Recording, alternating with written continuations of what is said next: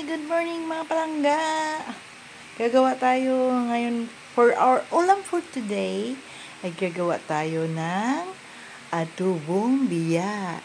Siyempre kailangan natin dito ay biya. Yan ang isdang biya. Tabang yan siya guys. At napakalalaman yung isda na yan. Masyadong malaman.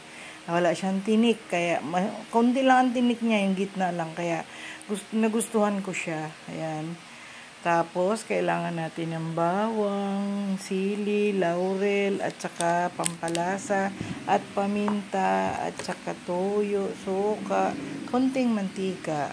So, ilalagay na natin ang biya sa, nalinisan na yun siya mga palangga. Lalagay na natin sa mahiwagang kawali. Ayan siya. Kala nyo.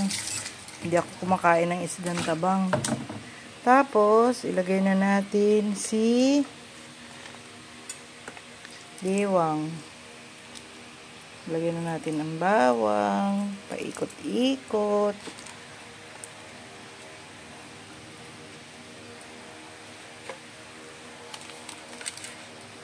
Si sili.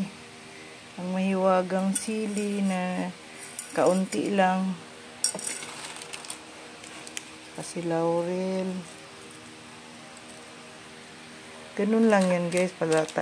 Paanik-anik lang. Lagyan na natin ng tuyo ito mga langga.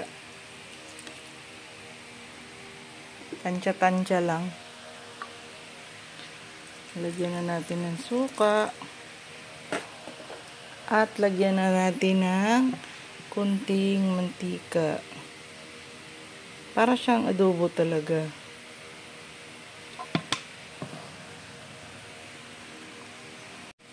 Lagyan ng konting paminta.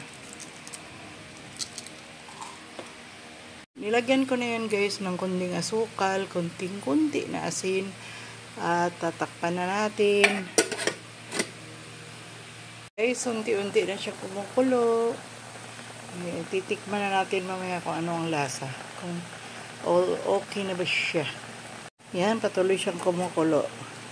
Siyempre, ganyan-ganyanin natin siya guys para mag-mix ng husto ang kanyang mga ingredients. May asukal to konti.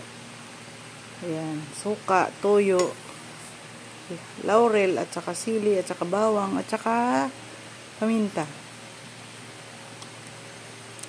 Yummy na. Ito yung gusto ko, adobong biya.